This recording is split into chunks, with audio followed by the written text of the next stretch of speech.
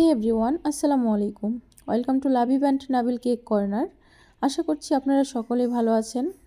অনেক ব্যস্ততার মাঝে আমি কোনো ভয়েস ওভার দিতে পারিনি, তো যাই হোক, এই ভিডিওটা অনেক দিন আগে করা ছিল, তবে আমি আপনাদের জন্য ভয়েস ওভার দিয়েছি। অনেকেই বলেন, আপু আপনি অনেক দিন ভয়েস ওভার দেননি, তো তাদের জন্যই মূলত এই ভয়েস ওভার দেওয়া আমার। আশা করছি আপনারা ভিডিওটি প্রথম থেকে শেষ অবধি দেখবেন। এখন আসি মেন কথায়।